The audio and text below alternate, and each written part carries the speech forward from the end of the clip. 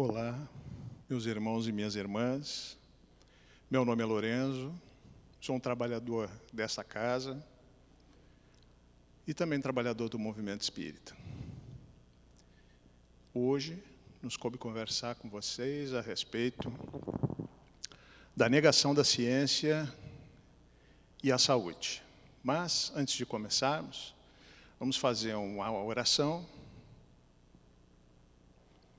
pedindo licença ao plano espiritual, aos dirigentes espirituais dessa casa e desse trabalho, para que comecemos um trabalho de palestra doutrinária que visa nos ferramentar para o nosso dia a dia e também levar conhecimento de difusão da doutrina espírita para todos aqueles corações que nós atingimos. Pedimos, então, que os nossos trabalhos transcorram dentro de um clima de paz, de amor, de muita união e de muita compreensão mútua com os defeitos de cada um de nós. Pedimos os auspícios e a inspiração de Bezerra de Menezes, nosso patrono, de Jesus, nosso guia, e de Deus, que comanda tudo. Que assim seja, graças a Deus. Bom, negar a ciência, assunto muito atual nestes dias de pandemia, né? A gente está vivendo o segundo ano de pandemia, que começou mundialmente lá por novembro de 2019 e que se estende até hoje, né?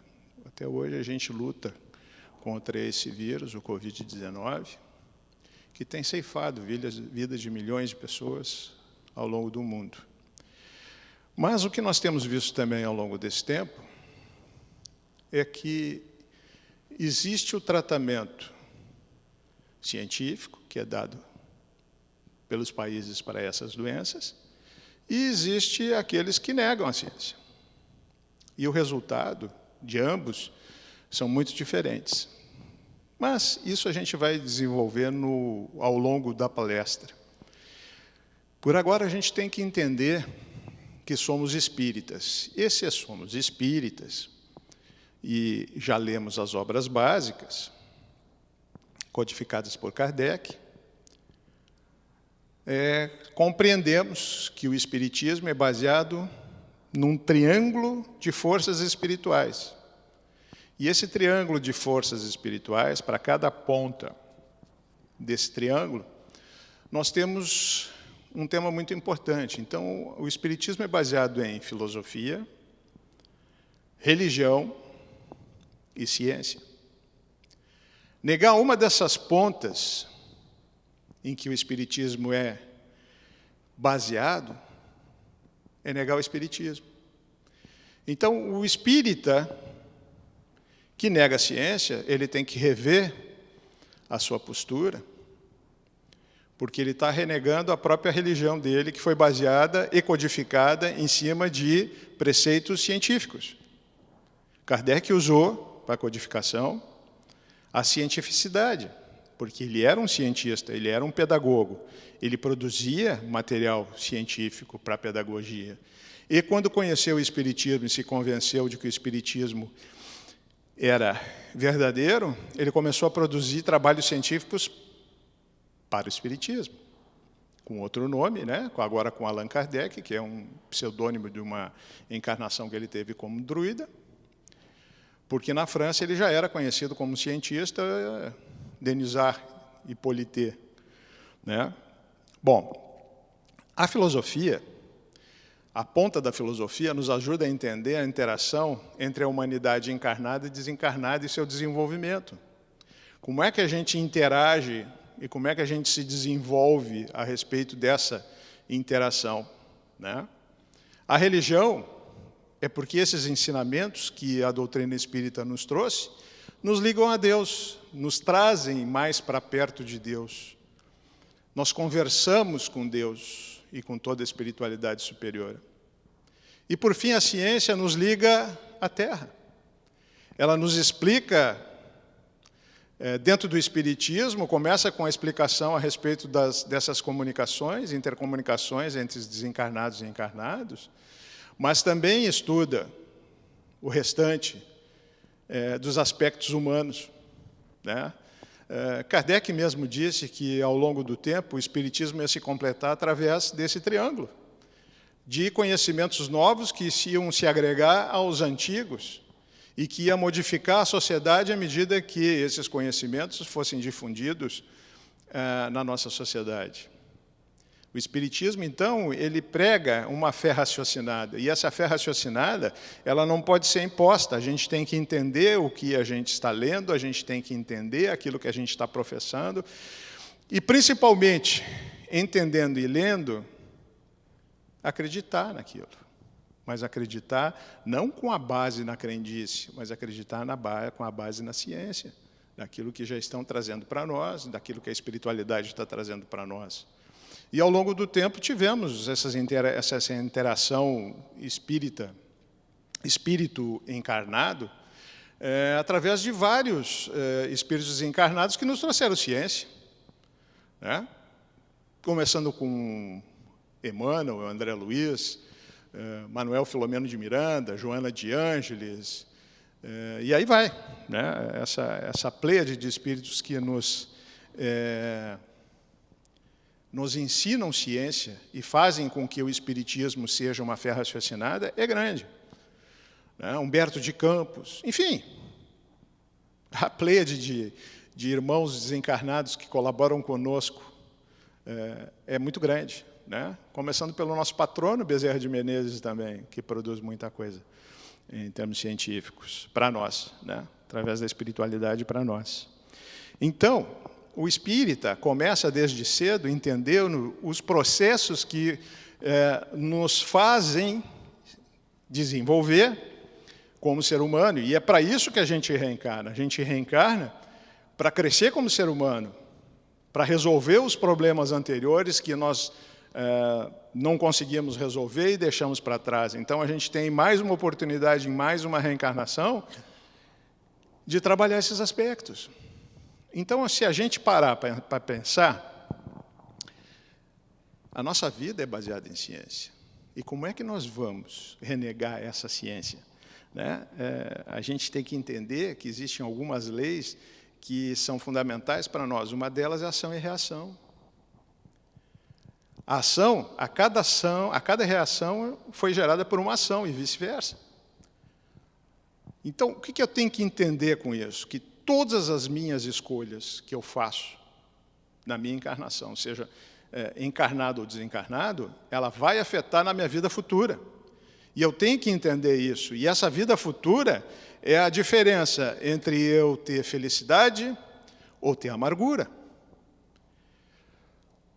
É simples assim.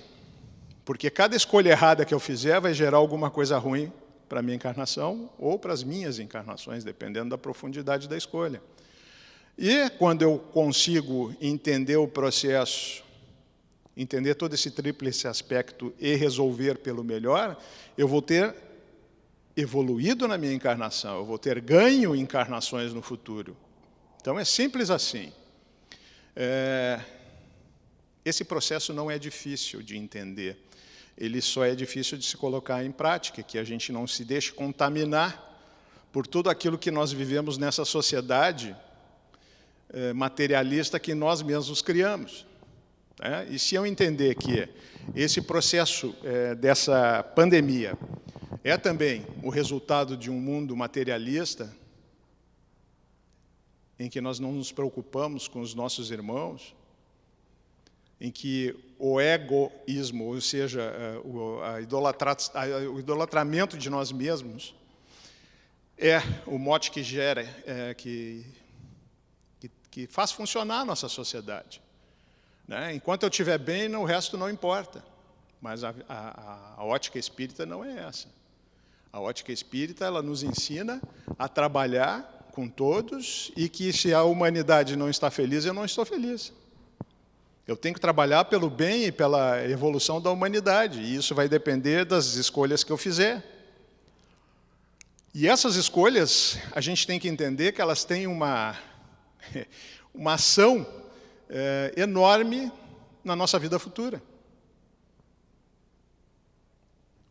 Agora, o que eu tenho que fazer não é fazer as minhas escolhas com medo do futuro. Eu tenho que fazer as minhas escolhas porque eu entendi que aquilo é melhor para a minha encarnação. E sendo melhor para a minha encarnação, eu evoluo como ser humano. E se eu evoluo como ser humano, as pessoas que estão na minha volta evoluem também como seres humanos, porque a gente contagia. O espírita ensina pelo exemplo. E isso é o mais importante do ensinamento. Antes de colocar para que os outros façam, eu tenho que praticar. Eu tenho que praticar. Eu sou a pessoa pela qual a minha experiência humana tem que começar. Eu não posso cobrar dos outros aquilo que eu não faço. Eu não posso querer que as pessoas acreditem em mim se eu não faço aquilo que eu digo. Então, a primeira pessoa que tem que ser convencida desse processo sou eu. E com isso a gente convence as pessoas que estão na nossa volta, e isso é uma bola de neve, e quem sabe a esperança é que isso envolva todo o orbe terrestre. Mas, quando a gente entende que esse tríplice aspecto é o tríplice aspecto também da nossa existência humana, que é filosofia, religião e ciência, nós temos que pensar na ciência e temos que entender aquilo que está acontecendo. E, ao longo desse tempo, precisou uma pandemia mundial, que vem ceifando vidas, então, como a gente disse, de milhões de pessoas, para que a gente entendesse que a gente tinha que mudar. O problema é que tem gente que acha que ainda não precisa mudar. E os flagelos humanos, a lei da destruição, que está no livro dos Espíritos, ele coloca as pestes também, os vírus, também como forma de modificar a humanidade. Ela é a destruição necessária, ela está no rol das destruições necessárias. Mas eles também nos dizem que, à medida em que a humanidade vai evoluindo, que a sociedade vai evoluindo, menos necessidade nós temos da lei da destruição. Então, nos mundos mais adiantados, isso às vezes até existe, mas em muito menor condição, e à medida que a gente passa por um mundo feliz vai diminuindo, e o mundo celeste acaba, porque acaba o mal.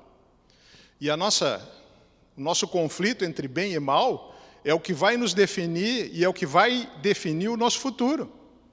E aquilo que a gente acredita e aquilo que a gente professa vai definir também o nosso presente e muito mais o nosso futuro. E se eu entender que a minha ação de acreditar na ciência e fazer tudo direitinho para que a humanidade passe o mais rápido possível por essa crise pandêmica, vai influir no meu desenvolvimento no futuro, eu tenho que entender que a má escolha de acreditar nas crendices e não acreditar na ciência vai me causar um efeito negativo ao longo das minhas existências futuras. Então, essa complementação que o Espiritismo ia ter através dos tempos, que Kardec nos trouxe, é a ciência, é a filosofia e a religião, que iam fazer com que as realidades fossem diferentes, que a gente pudesse aprofundar o conhecimento. E mais, entender o processo. Porque quando a gente entende o processo, fica mais fácil. Mas a gente tem que estar aberto, a nossa mente tem que estar aberta para entender, ouvir, filtrar, à medida que eu tenho as obras básicas como o primeiro filtro da minha existência, e entender aquilo que é verdadeiro e aquilo que é crendice, e aquilo que é chute, aquilo que não é comprovado pela ciência. E o que nós vemos hoje aqui é o seguinte: existem países que trataram a pandemia com ciência. E existem países que trabalharam também com crendices, e até os governos, nos dando informações incorretas. O que aconteceu? Qual é a diferença disso? A diferença é que esses países que trataram essas questões de saúde pela ciência estão muito mais adiantados no controle dessa pandemia do que aqueles que acreditaram nas crendices e não seguiram a ciência. Então, hoje nós temos assim a diferença, não só de contaminados, mas a diferença de morte, na casa de 8, 10, 15, e aí vai, dependendo do país, até a questão das mortes. Tem países, em relação ao Brasil, que tem 240% a menos de mortes do que o Brasil, porque trataram a pandemia com ciência, que entenderam que é necessário preservar vidas. A economia é importante para nós, sim, né? Mas a necessária, para que num tempo de crise a gente consiga sobreviver. Então, aqueles aspectos fundamentais da sobrevivência da sociedade, ok, eles têm que funcionar dentro dos parâmetros de segurança que a ciência também nos traz. Mas o que a gente vê hoje pelas ruas é que parece que a pandemia acabou, as pessoas sem máscara, conversando, aglomeradas. À noite, as pessoas se reunindo, festas de 2, 3 mil pessoas, e essas pessoas se contaminam, modificam o vírus se torna mais letal, e essas pessoas voltam para casa. E quando essas pessoas voltam para casa, elas contaminam a todos que estão lá. Graças a Deus e à ciência, os imunizantes estão aí. Podia ter sido muito mais adiantada essa imunização, se a gente tivesse acreditado nas vacinas, mas começou e a gente já tem um grande número de pessoas vacinadas no Brasil. Primeira dose, segunda dose ainda falta alguma coisa, mas quanto mais a gente usar a ciência no combate da pandemia, mais a nossa saúde vai agradecer e mais a nossa evolução como ser humano vai agradecer também. E aí aquela história do ranger de dentes e as lágrimas, quando acontecem normalmente quando a gente desencarna, que a gente viu que jogou fora uma oportunidade preciosa de evoluir, isso fica muito longe, porque a gente fez escolhas corretas, a gente usou a máscara, a gente usou o álcool gel na asepsia das mãos, a gente não se aglomerou, a gente só saiu o necessário. E por aí vai. Isso é a ciência que está nos dizendo uma maneira que a gente tem de, não de debelar, mas de controlar a contaminação. E sempre quando a gente faz más escolhas, ao longo do tempo, quem vai sofrer é o nosso corpo, é a nossa saúde. E se eu entender que ação e reação é realmente uma lei e que nos dirige, uma delas, pelo menos, eu tenho que entender que as más escolhas elas vão ter, então, uma repercussão muito negativa no futuro. E as pessoas não estão pensando nisso. Quando eu aconselho as pessoas a não andarem com máscara, quando eu aconselho as pessoas e promovo aglomerações, tudo isso vou ter que resgatar. Porque a quantidade de pessoas que vão vir a desencarnar, eu não tenho a mínima ideia de quanto isso vai representar ao longo da interação de cada um que participa dessas coisas nas suas vidas. Quantas pessoas elas atingem no dia a dia. Então, eu tenho que começar a pensar nisso, por quê? Porque eu não tenho outra alternativa, senão reconhecer a ciência como um caminho seguro para a minha existência e para o meu futuro. Foi assim quando a gente descobriu a penicilina, foi assim quando a gente descobriu as bactérias, foi assim que a gente quando descobriu os vírus. Todos os avanços da ciência, nitidamente, são inspirados pelo divino, pela espiritualidade maior. Assim como, quando a gente não avança e regride, em termos de sociedade, também tem inspiração, só que dos menos esclarecidos. E, assim como a espiritualidade maior trabalha para a evolução do ser humano, os menos esclarecidos trabalham para atrapalhar a evolução humana. E a gente sabe que, através do Livro dos Espíritos, a gente não pode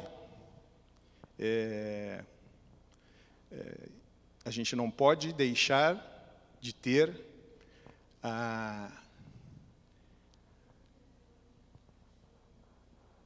a intervenção dos espíritos no mundo encarnado. Mas eles vão nos intuir. E eles dizem, no Livro dos Espíritos, que muito mais do que a gente pode imaginar. Mas o que a gente pode fazer com essa informação? A gente pode escolher quem vai nos intuir. Através do quê? Através das nossas ações, dos nossos pensamentos, naquilo que a gente constrói como um padrão vibratório. Esse padrão vibratório, sendo muito bom, ele obstaculiza os menos esclarecidos, e aquilo que eles querem fazer conosco que é nos prejudicar e nos atrasar, e nos levar para as hordas menos esclarecidas. Mas será que esse é realmente o nosso objetivo? É ir para essas hordas menos esclarecidas? Que, segundo Joana de Ângeles, já estão sendo retirados aos milhões daqui do orbe terrestre para reencarnar num planeta primitivo? Será que a gente precisa disso? À medida que a espiritualidade vem nos dizendo que as nossas mudanças de comportamento, sejamos nós com 8 anos de idade ou com 80 anos de idade, elas têm o mesmo valor. O trabalhador da última hora recebe o mesmo pagamento do trabalhador da primeira hora. E nós somos os trabalhadores da última hora. Aquilo que a gente está fazendo hoje vai depender do nosso futuro. Aquilo que vai acontecer conosco num futuro bem próximo. Se a gente entender que uma encarnação é um sopro na eternidade, como eles dizem, é um relâmpago na eternidade, então é muito curta. Então eu não tenho outra alternativa senão entender esse processo. E graças a Deus nós somos espíritas, porque nós temos, Kardec nos deu de presente 5 guias seguros de encarnações, para que a gente entenda todo esse processo, para que a gente entenda que essas pandemias, essas dificuldades que a gente vive no dia a dia, elas não só são provas, como também são expiações.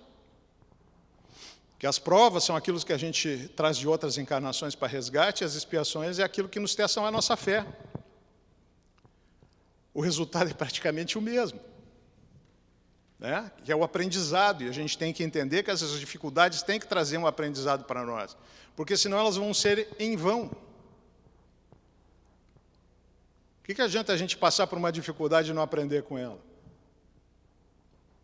Né? Qual é o valor que isso vai ter para nós seres humanos se a gente não entender esse processo? Então, pessoal,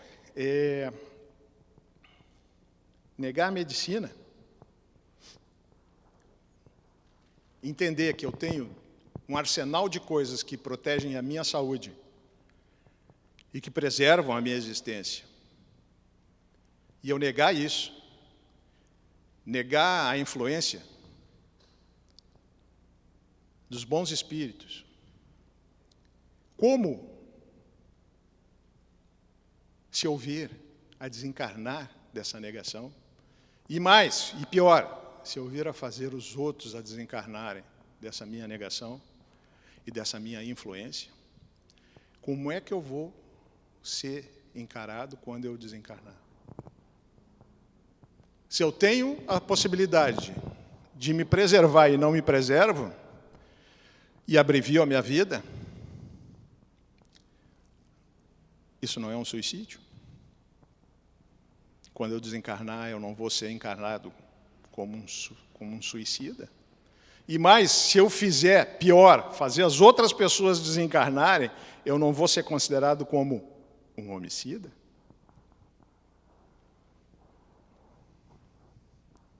E ao longo do tempo, na história, a gente vê esses grandes genocidas, normalmente são os líderes políticos de países, esses grandes genocidas, depois de desencarnarem, sofrendo por milhares de anos aquilo que professavam. Às vezes não tem nem condições ainda de receber instruções, tamanho o nível de bestialidade que atingiram. Agora, nós temos uma escolha. Nós somos espíritas. A nossa fé é raciocinada. Quando alguém diz alguma coisa para nós, qual é a primeira coisa que eu tenho que fazer? Pegar meu filtro e entender se aquilo é verdadeiro ou não. Se eu não tenho essa informação, que é o caso da ciência, eu vou procurar quem? Um médico? Ou vou procurar um profissional de qualquer outra área aí. Quando eu estou doente, eu procuro um médico. E também observo aquilo que o médico está me dizendo, porque eu também tenho que ter cuidado com isso. Existem médicos negando a ciência também. E mais, promovendo o uso de remédios que não têm comprovação nem pelos próprios laboratórios que foram criados. Isso é gravíssimo. Aquilo que eu estou criando para o meu futuro é gravíssimo. Então, eu tenho que entender aquilo que é coerente, aquilo que é bom senso, e isso o Espiritismo nos traz. Todo mundo pensa que o Espiritismo, a parte mais importante do Espiritismo, é essa interação encarnado-desencarnado. Não é. O mais importante do Espiritismo é a filosofia que ele nos traz, de procurar as coisas boas para a nossa encarnação, de procurar o bem comum, de procurar aquilo que é bom para as nossas encarnações, aquilo que é bom para as pessoas que convivem conosco, aquilo que é bom para a nossa sociedade, aquilo que é bom para a humanidade. Essa é a parte mais importante do Espiritismo, é a filosofia, é aquilo que eles nos ensinam a viver no dia a dia. E eu não tenho outra alternativa. Depois que o Espiritismo entra no nosso sangue, a gente, obrigatoriamente, por cada coisa que a gente para e ouve, a gente tem que fazer o filtro. E esses filtros, às vezes, até não são interessantes para as nossas crenças, mas as nossas crenças, elas têm que serem maleáveis à medida de que eu conheço a verdade. Conhece a verdade e a verdade te libertará.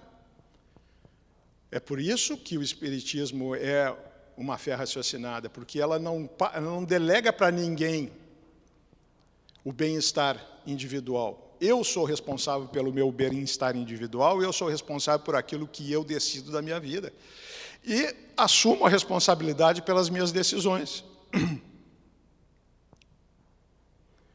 Então, não tem outra alternativa, gente. Nós espíritas não temos outra alternativa senão seguirmos a ciência, senão seguirmos as recomendações da Organização Mundial da Saúde, dos nossos médicos, passar essas recomendações por um filtro. Será que quando alguém me diz para passar álcool gel nas mãos, será que isso é negativo, é positivo? Será que isso é verdadeiro ou não? O álcool vai terminar com germes, até com o vírus. O álcool 70 termina com o vírus da Covid. Então, isso é uma verdade. Então, eu vou seguir. Se eu me aglomero, não tenho mais chance de ter Covid e de passar Covid para as pessoas, de matar as pessoas? Tem. Porque o distanciamento mínimo é de 2 metros. E aglomerações nem pensar. Porque os vírus estão mutando por causa das aglomerações, pela interação de pessoas. Por tudo isso que tem feito para a modificação dos vírus. E o vírus tem se tornado mais letal, não menos letal. Quando eu digo que quando eu chego da rua eu tenho que lavar minhas roupas que eu andei, será que isso é uma mensagem interessante ou não? É. Porque o sabão mata também os vírus. Asepsia dos sapatos que eu ando na rua, não entrar em casa com os sapatos que eu ando na rua, fazer asepsia neles, ou andar de chinelo, deixar na porta de casa o sapato que anda na rua. Será que isso é verdadeiro? É. Isso tudo a ciência está nos dando essas orientações para que a gente, primeiro, preserve a nossa saúde, e segundo, preserve a saúde dos nossos irmãos que convivem conosco. Então, tudo se resume a como eu vou encarar as coisas. Se eu, à medida que tenho conhecimento, usar esses conhecimentos, não só para me melhorar, como para melhorar a sociedade que vive comigo, a minha família, os meus amigos, os meus colegas de trabalho, enfim, todas aquelas pessoas que eu interajo. Eu tenho que usar esse conhecimento para melhorar a humanidade. E quando um cientista vem a público nos dá boas dicas, ele está cumprindo aquilo que ele acertou no outro lado lá, que é para vir trabalhar em prol da humanidade. E quando um cientista vem aqui para praticar o mal, ele está cedendo ao apelo e à intuição e às influenciações dos menos esclarecidos que querem atrapalhar a evolução da humanidade. Mas, voltando a dizer, a gente está num limiar entre um planeta de provas e expiações em regeneração, e a gente tem que mudar as nossas atitudes se nós queremos continuar nesse planeta em regeneração, que é essa bolinha azul que nos acolhe há tanto tempo e que nos viu evoluir. Então, fica a dica. Renegar a ciência é renegar o espiritismo, é renegar a fé raciocinada. E nós não temos duas réguas. O espírita não tem duas réguas. Ou ele é permissivo, ou ele é espírita. Muito obrigado pela oportunidade e agradeço a Deus, ao plano espiritual, aos dirigentes espirituais dessa casa, a Bezerra de Menezes, a Jesus e a Deus a oportunidade do trabalho na seara do bem. E que possamos entender estas palavras e utilizarmos no nosso dia a dia em prol de nós mesmos e da humanidade que sofre tanto nessa época pandêmica. Que assim seja, graças a Deus.